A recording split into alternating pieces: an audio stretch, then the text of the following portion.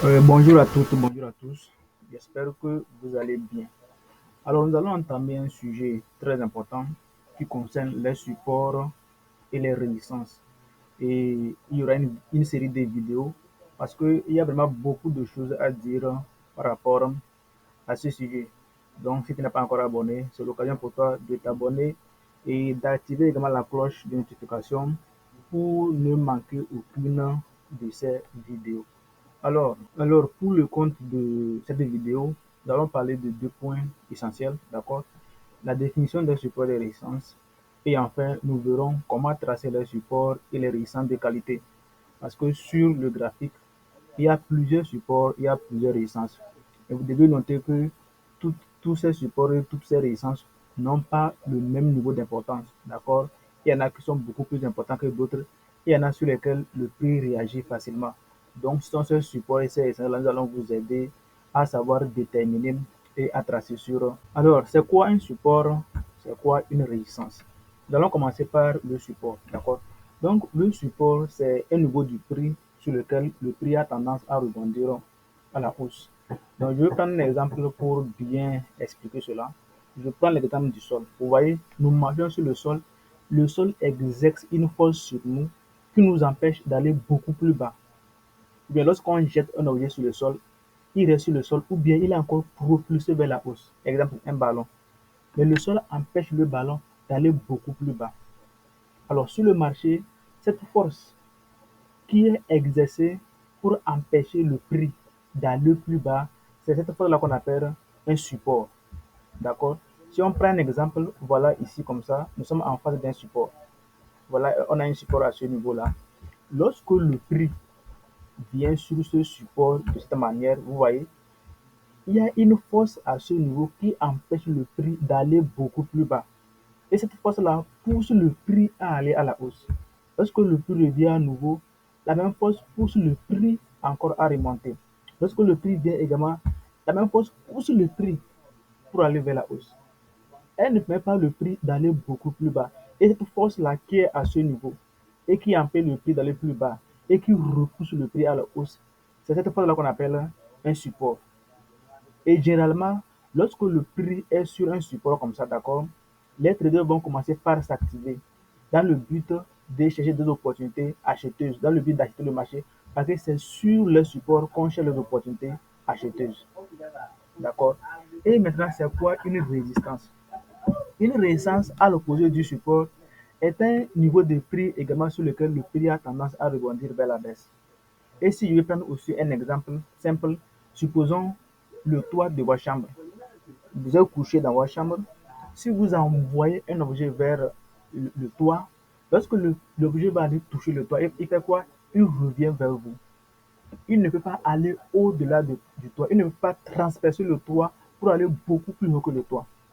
Et la force qui est là, qui empêche à cet objet d'aller beaucoup plus haut, c'est cette force qu'on appelle en forex une résistance. Vous voyez? Donc, on va prendre aussi un exemple sur le marché. Il y a également un niveau ici. D'accord? Et à chaque fois que le prix vient sur ce niveau comme ça, le prix n'arrive pas à aller beaucoup plus haut.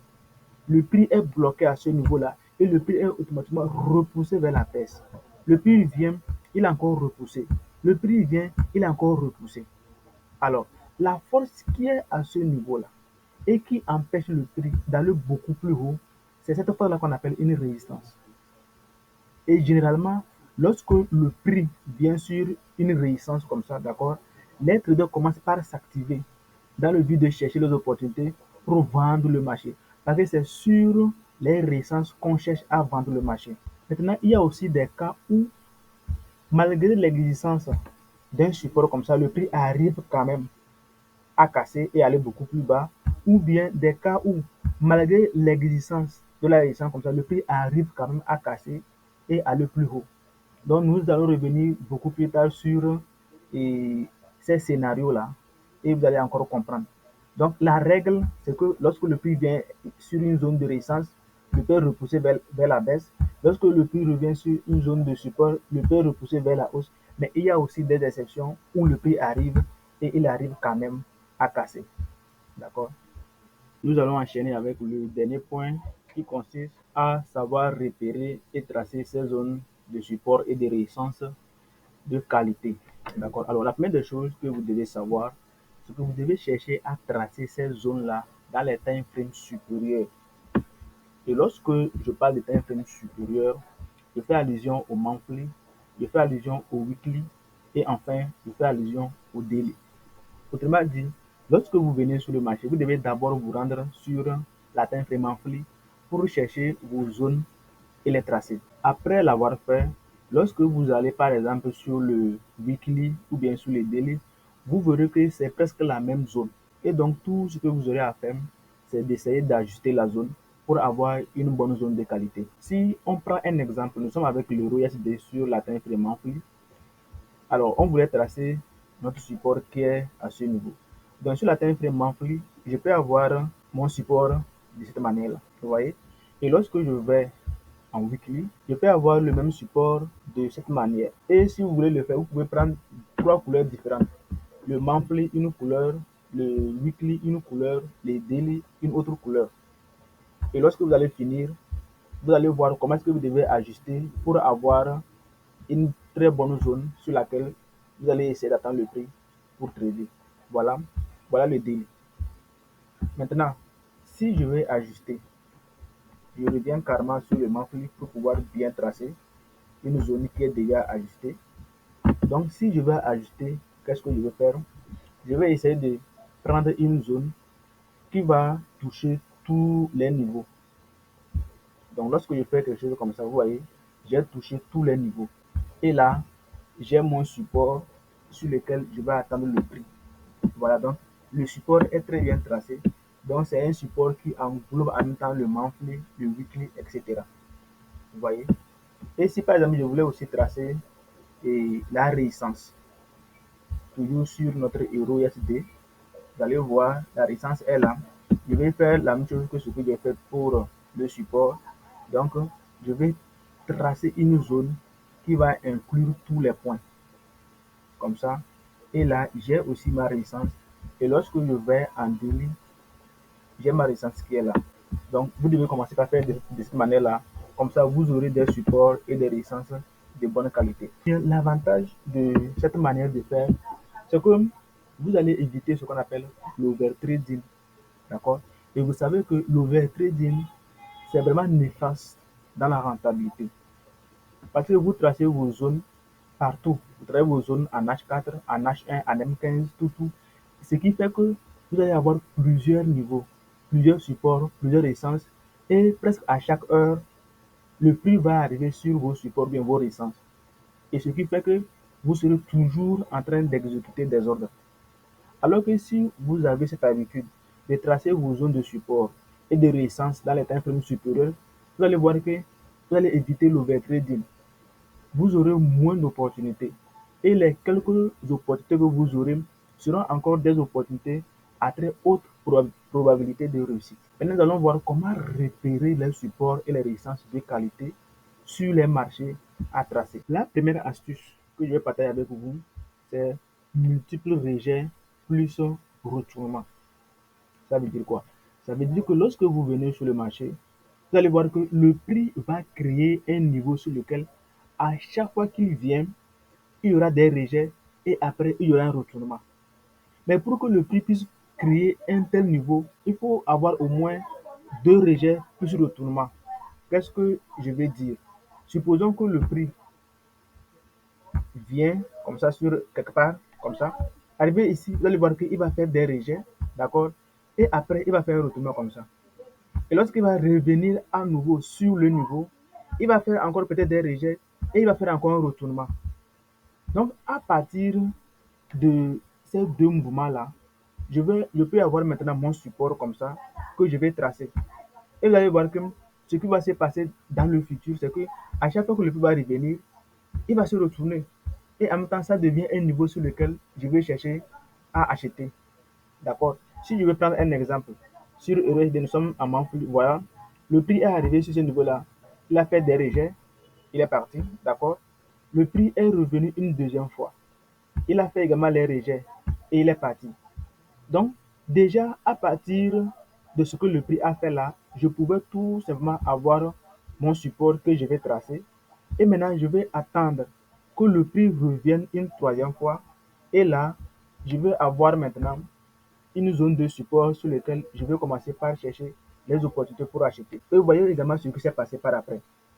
Donc, le prix est revenu également pour la troisième fois. Et donc là, il y avait une opportunité pour acheter. Le prix a fait le bail. Après, quand le prix est venu casser, le prix est venu réagir encore sur ce même niveau-là plusieurs fois. Alors, qu'est-ce qui s'est passé hier à ce niveau? C'est d'abord à cause de ce premier rejet, le prix est parti. Deuxième rejet, le prix est parti. Donc, c'est à partir de ces deux rejets, plus le retournement, que j'ai tracé ce niveau. Et ce niveau-là est devenu un niveau très fort sur lequel on pouvait se baser pour pouvoir trader correctement le USD. Si on veut tracer encore un autre support, vous voyez, il y a également ici les rejets, il y a un retournement, et ici, il y a aussi, il n'y a pas eu de rejet, mais il y a eu aussi un retournement. Donc, déjà, à partir de ces deux points-là, je pouvais aussi avoir mon niveau que je vais tracer comme ça. Voilà. Et lorsque le prix est revenu également pour la troisième fois, je pouvais aussi rentrer en buy. Donc, je voulais revenir sur le premier point et pour tracer les zones d'attaque. Si, par exemple, vous allez en monthly, vous n'arrivez pas à avoir une bonne zone, vous pouvez venir en weekly pour avoir votre zone. Si vous n'avez pas également une bonne zone en weekly ou bien vous n'arrivez pas à avoir une bonne zone, là, vous pouvez aussi aller en deal. Et là, vous pourrez avoir une bonne zone que vous allez chercher à exploiter. Donc, le deuxième astuce que je vais vous montrer, c'est que lorsque vous êtes sur le marché, vous allez voir que quand le prix vient sur un niveau, il fait un mouvement significatif. C'est-à-dire que, supposons, je prends un exemple, le prix est en train de faire quelque chose comme ça, d'accord? Il bouge comme ça, il bouge comme ça. Maintenant, arrivé quelque part à ce niveau, on voit qu'il va faire un mouvement violent, un mouvement très violent, un mouvement significatif. Et ce que je dis là, c'est un time frame supérieur, hein, comme le daily, le monthly et le weekly. Un mouvement significatif. Et lorsque vous voyez le prix faire un tel mouvement, ça veut dire que c'est un niveau qui est intéressant. D'accord? Et contrairement au rejet, lorsque vous avez déjà un niveau où le prix a réagi fortement comme ça, là vous pouvez déjà tracer votre support de votre résistance et attendre que le prix puisse revenir sur le niveau et vous allez encore chercher les opportunités pour vendre le marché. D'accord? Là, on va jeter un coup d'œil également sur le marché. Donc ici, nous sommes avec Eurocard en daily, vous voyez. Lorsque le prix est arrivé sur le niveau là, le prix a fait un fort mouvement significatif. D'accord? Lorsque le prix est revenu encore pour la deuxième fois, vous voyez, il y a eu également un fort mouvement significatif. Et déjà, même si ici, on n'a pas pu avoir le niveau, on pouvait tracer notre zone comme ça. Voilà. Et vous-même regardez, il y a eu un fort mouvement. Le prix est revenu, vous voyez, il a rejeté encore un fort mouvement. Et lorsque le prix est revenu, vous voyez tout ce qui s'est passé. Regardez, quand le prix est revenu encore à nouveau, il y a eu également un fort mouvement. Donc, ça veut dire que lorsque vous voyez un mouvement pareil, c'est un niveau de qualité. C'est un niveau de qualité sur lequel il y a beaucoup de vendeurs qui y sont placés. Et donc, à chaque fois que le prix va revenir sur le même niveau, ces mêmes vendeurs vont encore répliquer à la baisse. Donc, on dit souvent sur le marché du Forex que le marché se souvient. Quand il vient, il sait qu'il avait fait un mouvement là. Et ceux qui étaient là, ils sont toujours là. Et donc, tout cela va faire que le prix va encore aller à la baisse de façon significative. Quand on veut jeter également un coup d'œil sur le GBP Card, comme vous voulez constater, lorsque le prix est arrivé ici, vous voyez, le prix a fait un mouvement très fort. Et il y a eu seulement des bougies baissières qui sont alignées sans mélange d'une quelconque bougie haussière.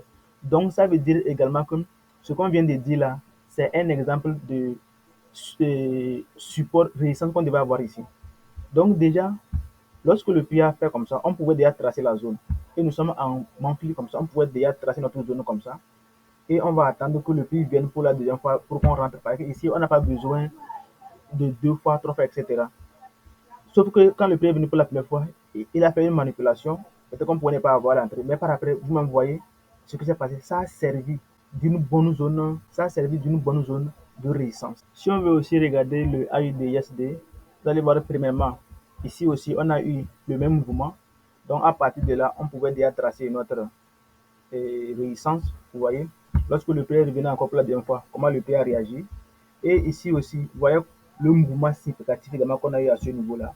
Donc, on pouvait tracer également notre résistance là. Vous voyez. Et lorsque le prix est revenu, vous voyez ce qui s'est passé. Le prix est encore revenu. Vous voyez également ce qui s'est passé. Vous voyez. Donc, la deuxième astuce pour tracer vos zones de support de résistance, c'est de repérer un niveau à fort mouvement, un niveau sur lequel lorsque le prix est arrivé, il s'est retourné drastiquement. La troisième astuce pour tracer les zones de support de résistance de qualité, c'est de chercher à tracer les sommets et les creux majeurs, les swing high et les swing low. Donc, si on prend l'euro card par exemple, vous allez voir qu'on a eu un sommet majeur à ce niveau. Ça veut dire que c'est sur ce niveau uniquement on devait chercher à réagir, on devait chercher à vendre. Et on a eu également un creux majeur. Donc ce creux représente le support et ce sommet majeur représente la résistance. Et également, c'est sur ce niveau uniquement on allait chercher à acheter. Si vous allez dans un time frame inférieur du H4 et H1, vous verrez qu'à l'intérieur ici, il y a également les supports et les résistances. Mais ces supports et les résistances là sont des mineurs, ils ne sont pas majeurs. Et les mineurs là ne peuvent que vous induire en erreur.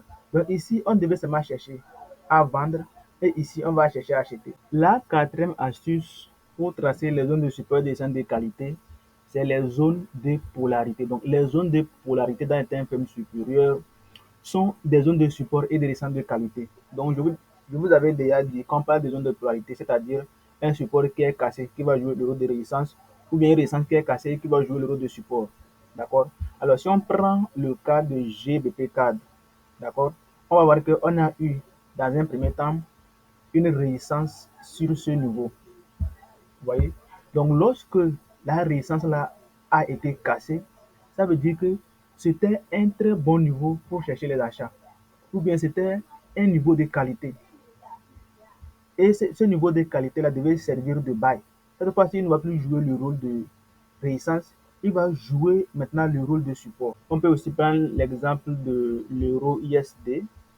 Donc, nous avions un support là qui a été cassé, d'accord. Lorsque le support a été cassé, il devait jouer le rôle de résistance, mais ça n'a pas marché. Il a été cassé à nouveau. Voilà, vous voyez, lorsqu'il a été cassé, vous voyez, il a joué maintenant son rôle de support. La résistance qui joue de support maintenant, vous voyez, plusieurs fois. Donc cette fois-ci, on ne sait pas ce qui va se passer, mais on peut avoir probablement une cassure. D'accord. Donc, les zones de polarité sont des zones à très haute probabilité, c'est-à-dire des supports de résistance de qualité. Si on prend aussi l'exemple de EuroCHF pour montrer comment les zones de polarité sont tellement puissantes, sont de qualité, vous voyez, on a eu également cette zone-là qui a été cassée. Donc, premièrement, elle jouait le rôle de support. Vraiment, il a été cassé, d'accord. Et vous voyez, il a joué son rôle maintenant de résistance. Vous voyez. Une autre astuce pour déterminer les zones de support et de descente de qualité, c'est que c'est les nouvelles zones qui sont créées. Je vais expliquer ce que j'appelle par les nouvelles zones qui sont créées. Supposons qu'on avait peut-être le prix qui évoluait comme ça à la baisse, d'accord. Et à un moment donné, on assiste à un retournement comme ça, d'accord. Vous voyez que le retournement qui a eu lieu, c'est à partir de la nouvelle zone à ce niveau. Vous voyez. Et donc, on va commencer par utiliser les nouvelles zones qui sont créées. Et ces nouvelles zones qui sont créées là sont des nouvelles zones de qualité. Voilà. Donc, la première nouvelle zone qui a été créée, c'est celle-là. Et elle a joué son rôle. C'est à partir d'elle, on a eu un retournement. Vous voyez. Il a créé une nouvelle zone ici qui a, qui a servi. Une nouvelle zone également ici qui a servi. Pardon. Ici comme ça. Qui va servir. Et puis ainsi de suite. Vous voyez. Donc, si on veut prendre un exemple sur le marché, vous allez voir, le prix a créé une nouvelle zone à ce niveau-là. Et cette zone-là, elle a servi deux fois de suite, elle a servi ici, elle a servi également ici. Vous voyez, non? Et si on veut continuer également, on va voir que le prix a créé également une nouvelle zone. Le prix n'est pas en train d'utiliser les anciennes zones pour évoluer, mais le prix est en train d'utiliser les nouvelles zones. Donc voilà une nouvelle zone que le prix a créée. Et voilà également le prix réagit sur la nouvelle zone et le prix est en train de continuer son bail. Il y a aussi une question qui est très importante parce que quand vous voyez, il y a d'autres qui tracent les niveaux. Ils ne tracent pas une zone, ils tracent les niveaux. Et maintenant là, tu vas voir, les gens vont poser la question, est-ce qu'on va utiliser les corps ou bien on va utiliser les mèches? Si on prend un exemple ici, voilà, si vous voulez utiliser les corps, il peut tracer la zone. Ici, comme ça, c'est fini. Vous voyez, pour répondre à cette question de mèche ou bien de corps, vous avez déjà la réponse. Il faut tracer seulement une zone. Donc, corps ou bien mèche, la réponse, c'est la zone. Donc, ici aussi, vous voyez, je vais utiliser comme ça. Vous voyez, et j'ai inclus tout. Il y a les corps, il y a les mèches, il y a les mèches là-bas, il y a le corps, c'est inclus. Et on a notre zone sur laquelle on va avoir nos yeux qui sont fixés. Donc, prochainement, on va revenir encore sur d'autres points qui sont importants. Donc, abonnez-vous et activez la cloche de notification.